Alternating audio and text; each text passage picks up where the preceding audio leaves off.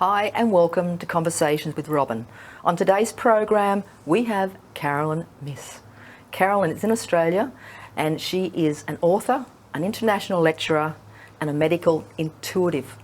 Caroline, thank you so much for being on the program. My pleasure, Robyn. And why are you in Australia? I'm here to do lectures and a book tour for my new book, Entering the Castle. And as you can see, I've got a lot of little questions here to ask Caroline. You go for it.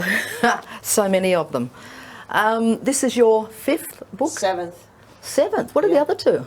As in Sacred Contracts?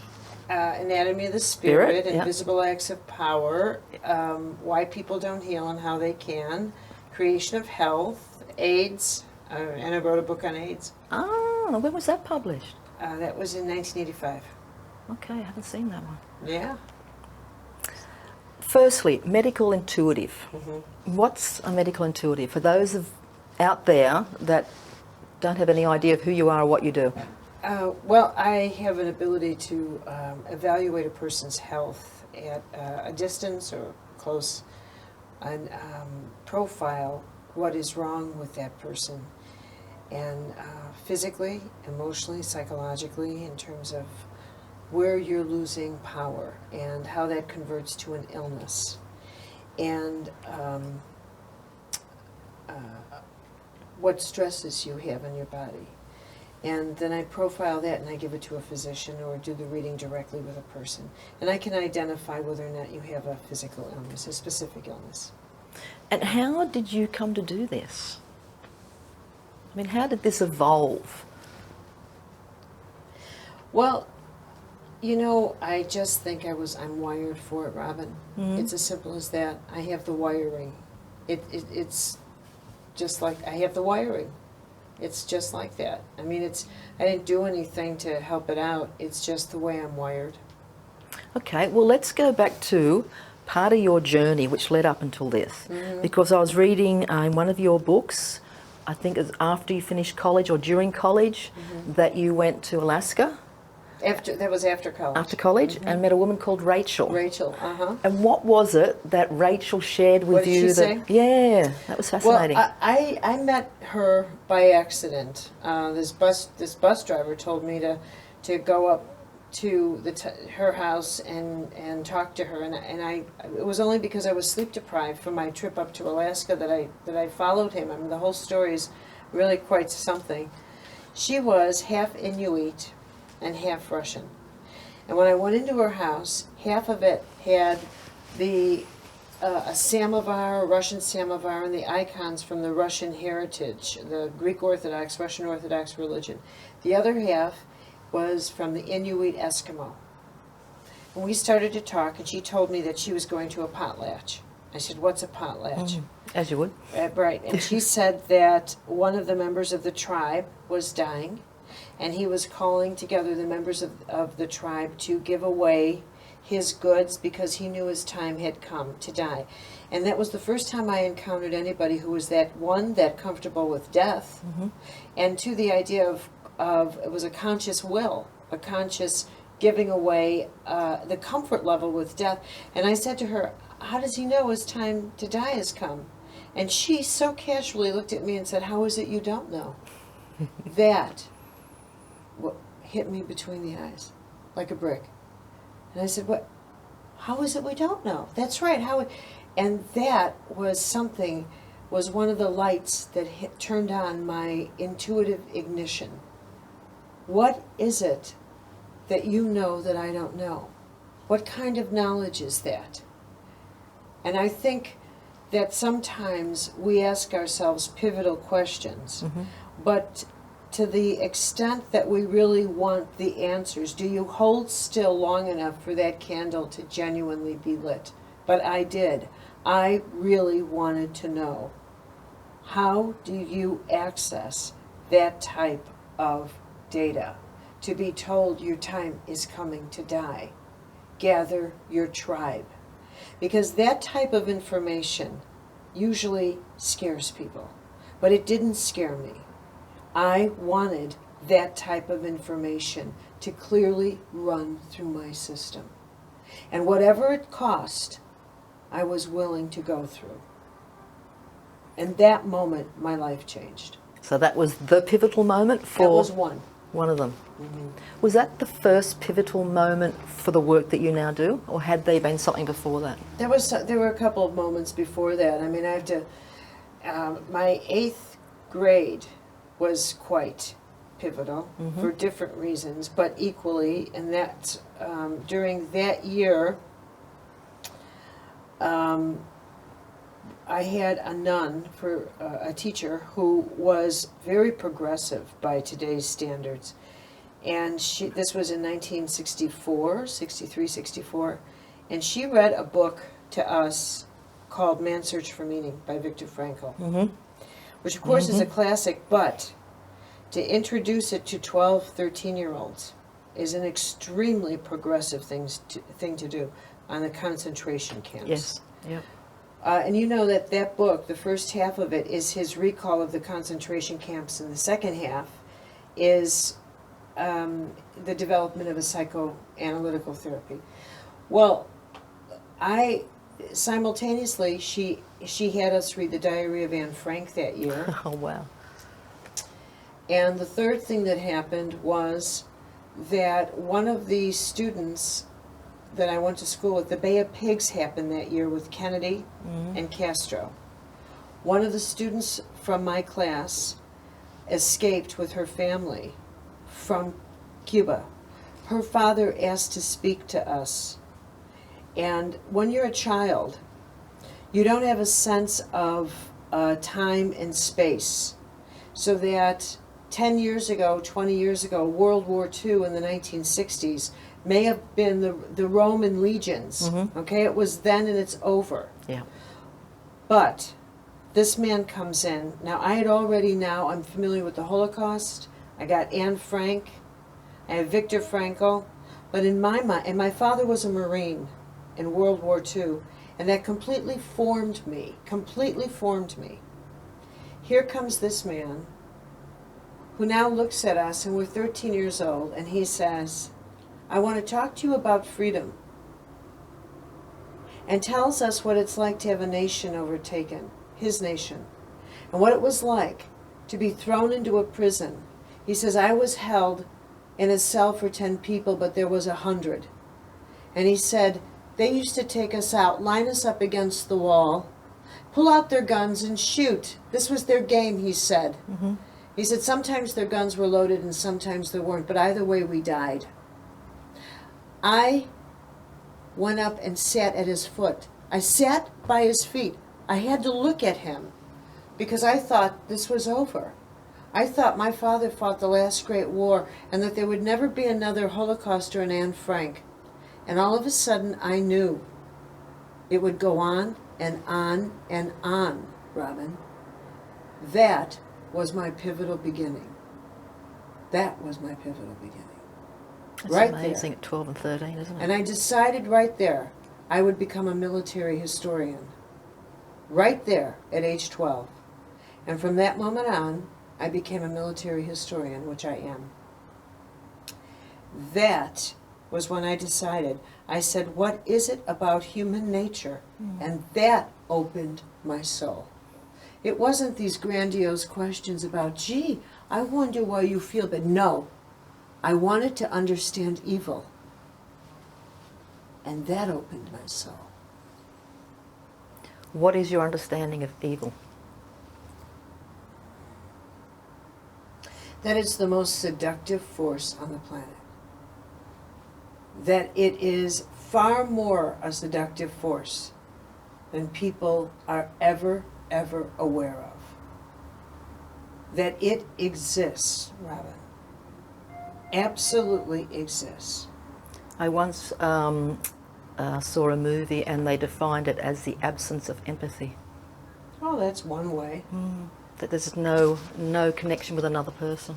That's one way. That is one way that can cause a person to conduct evil. But it's real. It's real. It is a force as real as life itself. And it intrigues me what drives people to acts of evil versus choosing in that same moment, an act of compassion. And why people fear compassion but don't fear evil. And that fascinates me. And so I became a medical intuitive, not for grandiose reasons.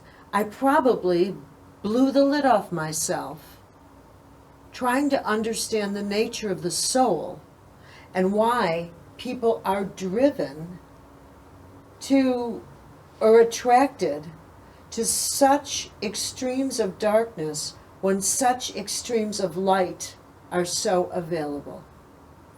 Hold that, because we're going to take a break and we're going to come back and find out some more about, I certainly want to know some more about what you have discovered from that. Stay with us. Welcome back, and we're having a fascinating conversation here with Caroline Myss. You were saying before the break about evil and compassion. Can you just share more of what you've learned, why you have, what you found out about why people seem to, in your experience, your understanding, go more towards evil than compassion? Because you had a heck of an introduction to that at 12 and 13. Mm-hmm. Well, actually, before you answer that, you said that your childhood was formed by your father being a Marine. What was your belief system before these books that came into your life, because your dad was a Marine?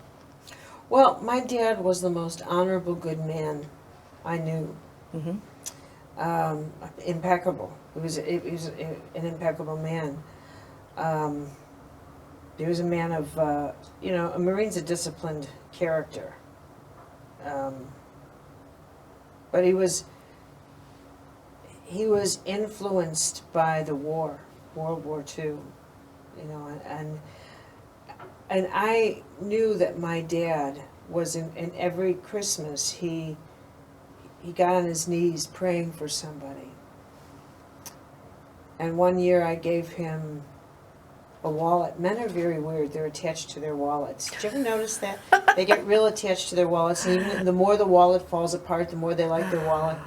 But I gave him a wallet one year, and he pulled out some Japanese money. Mm-hmm. The Marines fought in the Pacific. And there was a bullet hole through it with blood. I was 9 years old. I said, "What is that?" He looked at me and said, "This is the first human being I knowingly killed." Oh, wow. And he started to cry. And he left the room.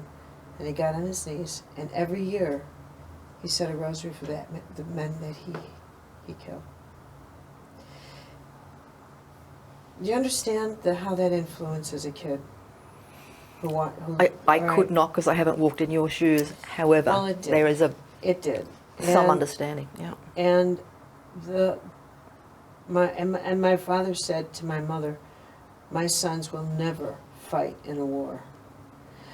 But what I have come to believe is that we are, the soul in us, the soul is a vessel drawn to goodness. The ego is a vessel drawn to darkness. And therein lies our battle. Therein lies our battle. Our ego is constantly seduced by greed, because this is the trigger point, Robyn. The greatest fear a person has, the greatest injury, the greatest fear, is the fear of being humiliated. People are controlled by that. And if someone humiliates you, you will never forgive them. Never. Never. No. You don't believe that's forgivable? No. Really? For most people. Yeah. For most people go through their whole lives not being able to forgive somebody who said, "I wouldn't be caught dead in this red shirt." Oh my God. Oh my God. Right? Humiliation controls people. It determines how you dress. It determines whether or not you take a job. Mm-hmm. It determines where you sit on a plane. It determines how dare I not be first to get on a stuffy old plane. How everything is humiliation. everything. And that's the ego. And a humiliated ego is a weapon. Make no mistake. It is a weapon. And the ego is so fragile, that you could set somebody off by looking at them the wrong way. And then they're lost. And they're fragile for the rest of their lives. And it takes therapy and drugs and medication and pillows that they have to beat and God knows what else, and you still can't get them out of it. You still can't get them out of it. Oh, those poor things. But the soul in them, this is why they're in so much pain. The soul in them knows that love and liberation is their highest calling. And they long to get there. They long to get there. And the hardest thing is to get over that sense of hubris, that toxic pride. And if you could beat that, you've won. Well, is this why then? Because would you like to just do in a sentence or two, which is, I'm told, never ask an author that, what Entering the Castle is about? Well, Entering the Castle, really, I have to start by saying that I believe there is a mystical renaissance going on in our world. Mm-hmm. You know, our world is rocking and rolling. It doesn't take a genius to see that. Mm-hmm. We're at a very difficult time. And this book, I was motivated or inspired to write this. It's based on the work of Teresa of Avila, a 16th century saint, a mystic. And you could say, like, what value is the work of these great mystics? But the truth is that from these great mystics come insights that we are desperate for now, right? There's a mystical renaissance going on now. There is an awakening. If you'll notice, if you sit back and just listen, read, look, every conversation, everywhere, the underlying message, either overtly or covertly, is about God. I look in my own country, dysfunctional as it is. Everything's about God, from our politicians. And in my country, the fundamental premise of the government is the division of church and state, and now it's toxically married. It's practically a theocracy. But everybody wants to know what God you stand on in my country. You can't even get away from it. Why do you think that is? Because really what's happened is that it's part of the fact that it is a time of a mystical renaissance. All the wiring of the heavens is almost in hysteria, Robyn. All right, there's like a collision of the gods going on, right? But the way we're experiencing it is like a madness at the earth level. The jihad, the rapture, the fundamentalists, everything at the social level has gone crazy. At another level, it's a mystical awakening. And people are finding that at the social level, religion doesn't work. There's an absence of this, and that's because people are supposed to begin to discover how powerful they are to make a difference in the way the mystics did. Now, first of all, what is a mystic? A mystic is someone who experiences the power of God versus talking about God. People in religion chatter about, they're in the politics of God. A mystic is someone who experiences the power of God. That's the defining difference.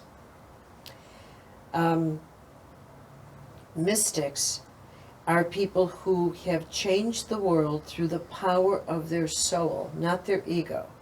An evangelical is an egocentric screamer. A mystic is someone who closes their eyes and knows how to channel grace and change, literally heal, and just allow grace to flow through them and say nothing and heal a whole room full of people. That is the power of a mystic. What Teresa wrote about, Teresa of Avila, who was a 16th century mystic in Spain. She was an abbess. I could go on and on forever about Teresa. But she was such an extraordinary woman that toward the end of her life, her spiritual director told her that she had to write about how she came to experience her spiritual life. So she sat down and she said, I don't even know what to write. And she had a vision.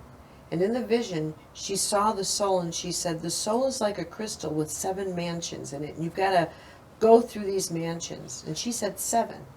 Now, years ago, I wrote a book called Anatomy of the Spirit, which became a classic. I mean, millions of copies have sold. And in it, I took the 7 chakras and the 7 sacraments and the 7 levels of the Tree of Life. And I saw her levels of the mansions, and I thought 7. And what it suggests is that there's a fundamental level to us that just knows there are 7 stages of evolution that we go through toward a conclusion of wholeness, toward an initiation of wholeness. Teresa saw this. And as I studied her work, I realized that those 7 levels apply as thoroughly now as they did 500 years ago. That in fact, if I introduced them now, nobody would know that they were from 500 years ago. They are as valuable now. For example, and when people say, what is the soul? What is that? People have to have a way into this deeper state of consciousness that's called the soul. How do you get into the soul? Well, the first mansion is called the mansion of humility, chaos, and the seduction of God. And that's why I wanted to get onto the book, because you were talking about the humiliation, and that's the first of the first few rooms. So in the first mansion, there are rooms and exercises where you have to start examining how much the fear of humiliation has controlled you through your life. And as you take a look at that, little by little, you begin to see how many places and times and experiences in your life you absolutely knew you were being directed to do something, but you didn't because you were afraid of being humiliated. And in that recognition, you will eventually realize, I heard guidance and I chose to do something else because I was afraid of being humiliated. And what you begin to realize is, I've been guided all along. And that's how you eventually begin to delicately realize, I do hear guidance. I do hear it. It's just that I've been so afraid all along of being humiliated. And pretty soon, you start hearing guidance very strongly again. And you start building a soul with stamina. So that when you go into prayer and you say, what do I do in this moment? And the guidance comes in, you're able to discern, I actually really do hear you. And that's when, for the first time, you know what power is. Believe As me. in the power of love. As in the power of God. We'll get to love later. Okay. Have there been moments in your life, and it may or may not be appropriate, where there was a huge humiliation? That's obviously had to be worked through. How many do you want? I don't know, just 1 or 2 to give an example. Oh my God, yes. Yes. You want a good one? The best. That's had a really profound effect, that you've really been challenged to step into who you truly are. Okay. Yep. I was invited to speak at St. John the Divine Church in New York. This is a biggie. This is huge. How long ago?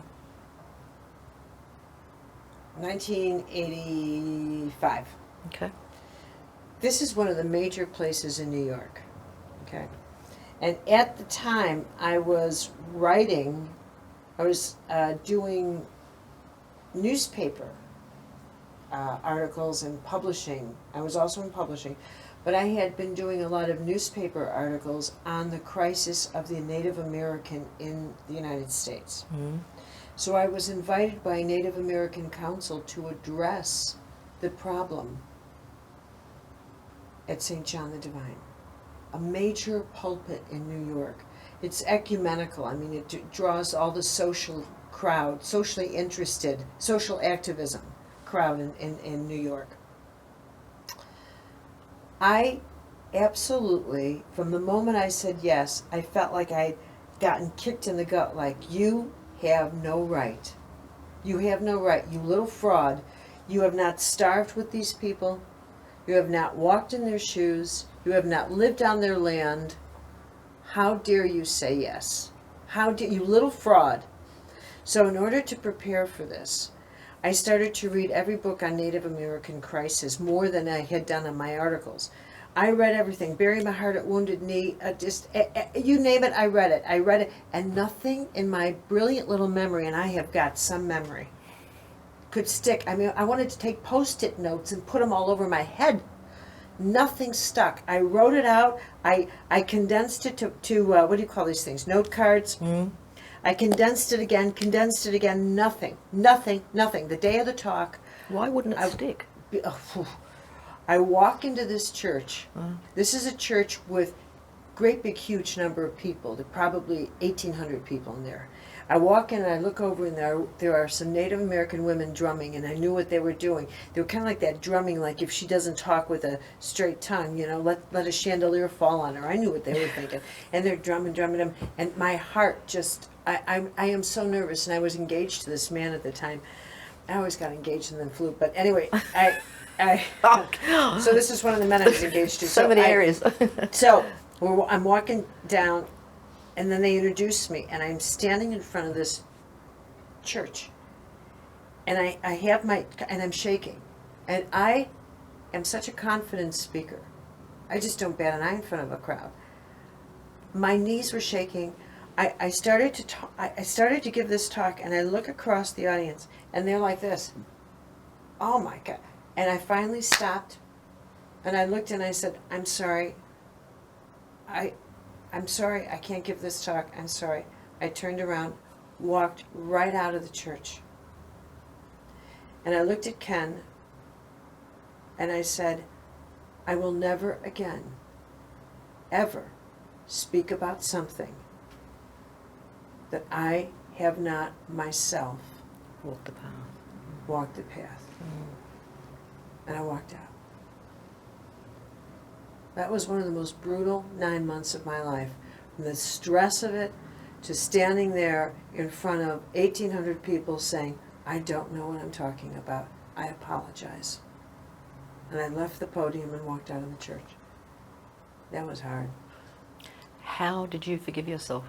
To walk it, to remove the Oh, that was- humiliation? How? I made a contract with myself and said never again. Okay. I didn't lie. I said, I don't know what I'm talking about, and I will never do that again, ever. And I never compromised. And you didn't, though, beat yourself up No. after that for feeling humiliated? You'd said what you said, and then it went? Yeah. Okay. And I knew, I'm the sort of person that when I make a decision, That's it. that's it. And I cut the history. As much of a historian as I am, I cut all strings on my own history. I don't carry it. I cut it. It's an event, it happened, I learned, it's over, it's Yep. dead. It's gone. I never look at photographs. I have no photo albums. I never look at anything. I don't go backwards. I look at nothing. I'm real weird that way. What is a sacred contract? Because you wrote a book around that. Sacred contract is an agreement, an assignment that you were given before you incarnated. And events of your life form around the completion of that assignment. Yeah. Okay. It's as simple as that. What was your sacred contract in coming back this time? I think, truly, I am meant to be a teacher, Robyn. I really am. But I'm also a visionary. You know, I mean, everything I do and teach and write is original. And I have a way of getting downloads. This book was a download. It just came in. My work with Teresa just came right, like Sacred Contracts did, Mm-hmm.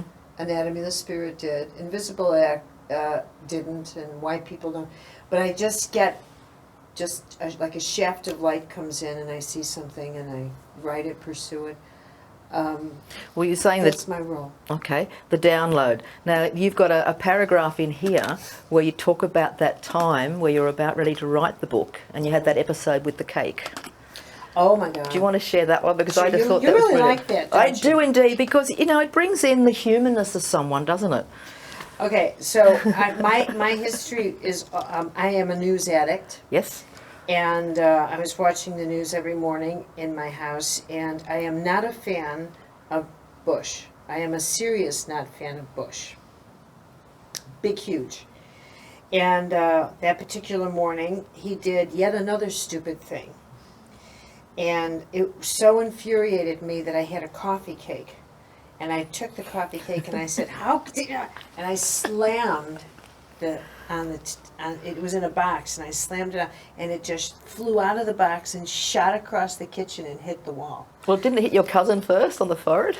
Well, first it hit the wall, and then it bounced Oh. and hit him on the face. Okay. And I stood there, and my cousin, who's used to my temper, Do you have Look- a temper? Oh, come on, give me a break. Yeah, sorry, go on. and so he looked at me and said, with this just deadpan face, "I'll clean it up." Just deadpan. But I said, I excused myself, and I went outside, and I realized that I was trying to write a book dealing with the work of a very grand saint whose purpose was to write a path of illumination, taking people into themselves through prayer, which is something we haven't talked about, which is what is the nature of prayer. Okay, let's get into it. But to go into themselves, because through that they become so powerful, such powerful vessels of transformation for the world around them, they have no idea. They have no idea how powerful people become when they tap into themselves as channels of grace and prayer. They have no idea. This is what the mystics knew. Mm-hmm. They let their souls do all the work, okay? They let their souls do the work, and they knew that. That's how come a Francis of Assisi or Teresa of Avila changed the world and never left their monasteries. Everybody else leaves their house and they can't do a damn thing. These people changed the world from behind closed walls with the force of their soul. This is what we're talking about. And I knew that if I got that angry every day, that I could never reach the point of interior stillness that this required. So I had to shut down and remove myself from the world and live a monastic life while I wrote this book. And how long did you do that for? 6 months. And pretty much didn't go out into the world in that time? Except when I had to work, but Yeah. otherwise while I was in, I lived a very monastic life. But in that, I reconnected with the power of prayer. I connected, not reconnected. I finally learned what prayer is. And not prayer like ordinary mortals do. Can I have this? Can I have that? Can I have more of this? Where's my stuff? Can I have more stuff? Is my stuff sleeping with so-and-so stuff? You know, this kind of thing.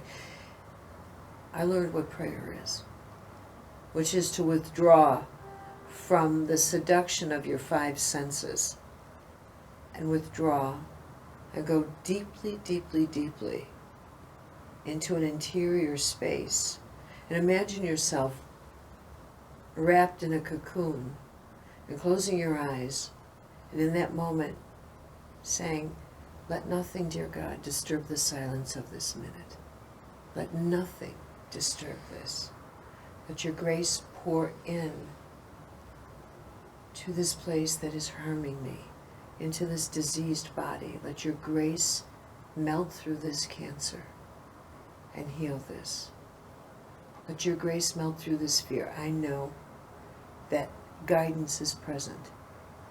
Let me be still with you. There is nothing else in this world. And as you say this prayer and you withdraw from the world, there's nothing else. And pretty soon there is nothing else. And pretty soon the very thought, let nothing disturb the silence of this moment, shifts to the truth. Let nothing disturb. And you feel, you absolutely become one with that moment. And then you move into the greater truth. This day will never come again. This day will never come again. Let nothing disturb that truth. Where do you want me today? Because this day will never come again. I will never see the people I love, maybe, again, as I will see them this day, and they will never see me. These people who agreed by contract to meet me on this earth. How shall I spend this day with them? Now this is a prayer. This is really a prayer. What grace shall I give them? What grace do you want me to have? Because this day of my life will never come again. That is a prayer. That's why I wrote this. Because people need to know what their soul can do in this world. When they finally withdraw from the negativity of thinking that their life should be devoted to crime solving. Who hurt me? Why? Stop it. And discover what it is your soul can really do when you turn it toward illumination and light. How did writing this book change you? What happened for you in this process? Because this is powerful stuff. I fell in love with God. I fell wildly in love with Teresa. I fell in love with prayer. And I fell in love with people. Not in a schmaltzy way. Because not in a Hallmark way. I'm not in a Hallmark way. Because I'm not a Hallmark kind of girl. But in a reverent way. I have a reverence for human beings. And I never did before, Robyn. So does that mean also then there's that compassion, there's that understanding, there's that forgiveness no matter what they do because their soul is always pure, their behaviour may not be? Is that part of that? I have a level of compassion that I did not before, which doesn't mean I don't think Bush is stupid and evil. Yeah. Okay? Yeah. I struggle with the presence of evil. I struggle with it great big huge, but I also now have a faith in the power of prayer that I never did before. Now I know that when someone closes their eyes and they see someone who is hurting or a homeless person, and they say, dear God, help that person, that grace is delivered unto that person in a second. The instant you close your eyes is the instant grace is there. That to pray for people, to devote 10 minutes of your life to pray for this world.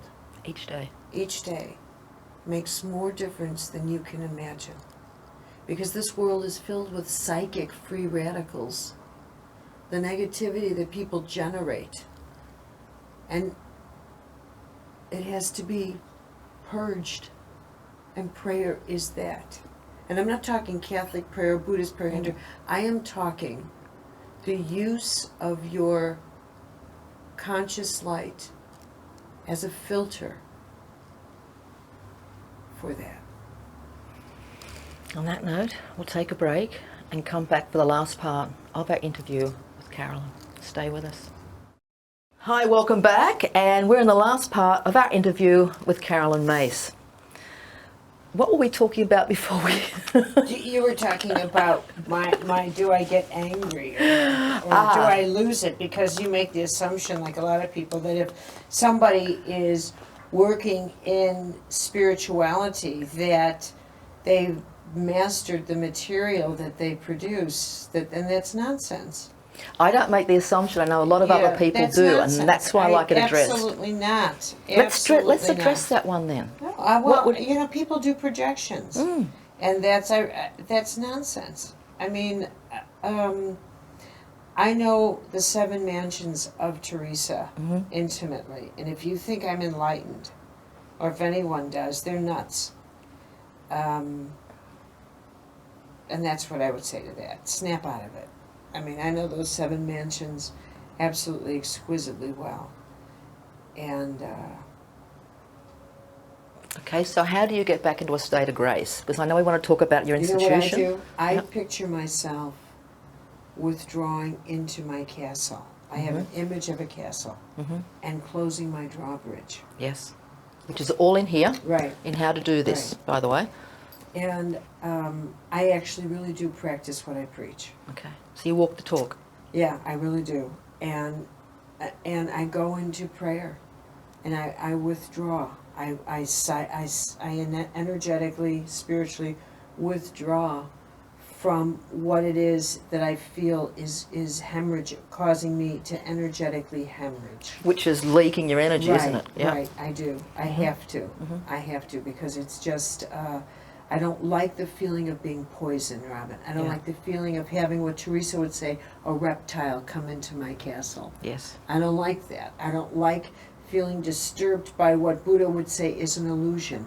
Yes. In the outside world. So I really try to live that as best as I can. Okay. Well, 2 of the things we do want to talk about is your institution. Yep. And also divine timing. You talk about divine timing. Can you share... Why are you so intrigued with that, of all things? There's lots of reasons. A lot of people on this pathway that are doing what they believe, their passion, their purpose, their work in the world.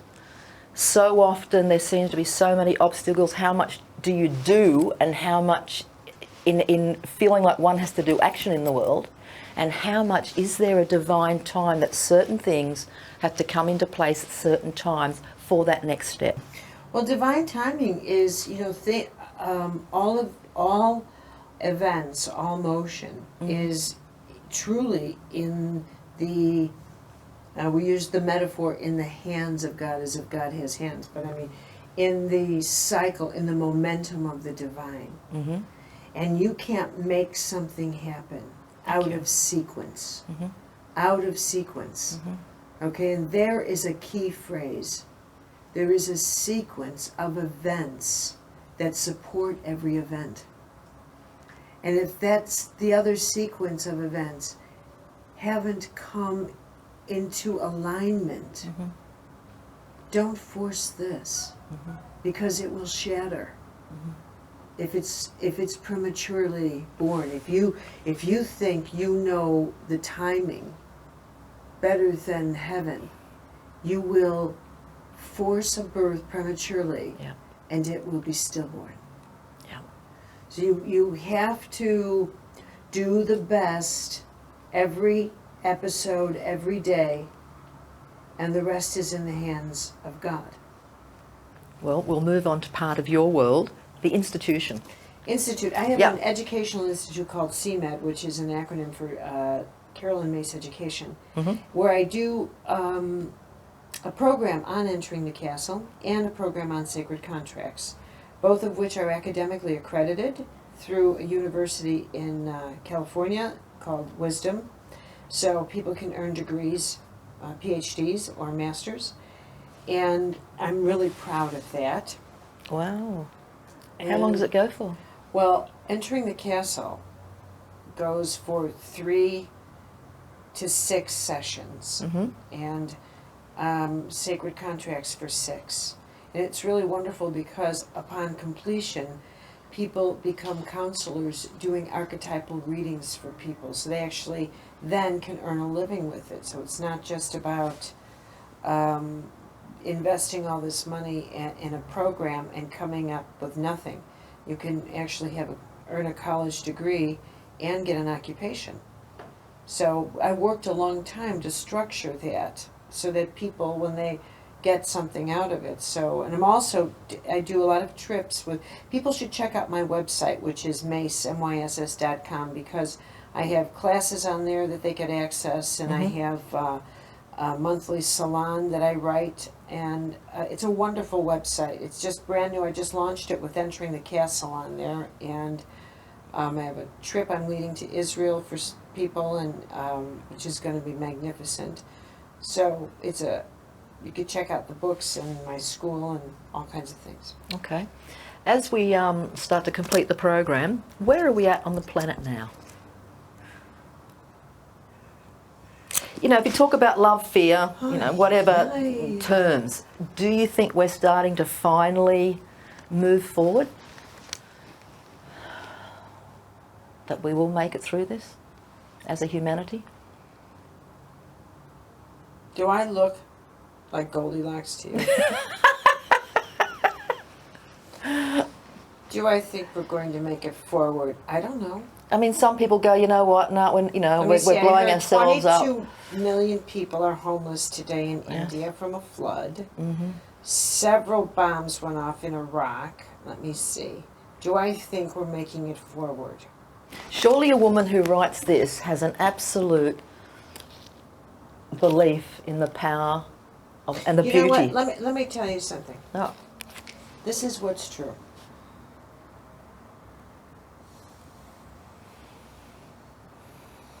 How should I answer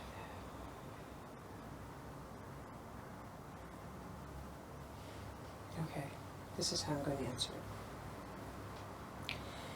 We have crossed over a significant line. And that's that we are now time is a servant to timelessness now. And what I mean by that is this. We are now a culture that is more involved in tools and in technology that is timeless. At blueberries and cell phones and computers, and we are now in a timelessness technology and a timelessness internet. And there was once upon a time when the exchange of information took a long time, and now it's timeless. Now a person, like living here in Australia, living in the United States, living anywhere, used to be able to, and this is us a few years ago, and certainly your parents and mine, could limit and were limited in their territory in terms of the amount of information they let in. Okay? And the speed at which information reached them, 1 letter per month perhaps. Okay? Now it's 50, 60, 80 emails per day. Now, where am I going with all of this? The speed of change has not only changed significantly, but now every change that happens affects every person instantaneously. So that we are a very different species. We are a species that's crossed over and is living in the energetic era, and we are completely unaware of that. We are completely, fully unaware of that. That we are now a new species living in an energetic era ruled by energetics, and we are completely and fully unaware that we've crossed over that international timeline. Okay? All right? Secondly, because we're unaware of that, we are completely, fully, and totally unaware of all the diseases that are happening that are completely, fully, and totally the result of the imbalance of time and timelessness, the coordinates in the body. So that's a whole nother thing. There is a massive archetypal breakdown happening, Robyn, between all of the war of the sky gods. Mm-hmm. Right? The collision of the gods that are happening in the mythologies, all of them colliding. The mythologies of the Christian era, the mythologies of the jihad, the mythologies of the end of the diaspora and the 12 tribes of Israel returning to the promised land just as they found the Nag Hammadi and the Dead Sea Scrolls all within the same 4 years. These new scriptures being the mystical text, right? And the end of the diaspora when the Jews return to the promised land, okay? And just as all of this happens, what happens is the final battle where the Tigris-Euphrates River Valley, where life began. This last mythology is where we're at in so much points to this grand collision that the new imprint is that we have to become a more connected species, but nobody wants to, because it represents a redistribution of power. And here we talk about good and evil. And the fact is nobody wants to be equal with anybody. You do, surely. But let's just say, as a rule, Yep. nobody wants equality. Mm-hmm. Nobody. And that's the general theme of the human condition. And so equality, it's the two choices, wisdom or woe. Mm-hmm. We're being taken into that new era through woe instead of wisdom. So, if we went off the planet into a very high altitude and we looked down and we said, what's going on here? And you and I were no longer mortals and we're just hovering over this silly little planet. And we said, what's going on down there? And I would say, look at those mortals. They simply can't see that they're all equal on one planet. They just don't get it. They won't share. They're not equal. And they keep fighting for this little silly real estate. They don't get it yet. They don't get it.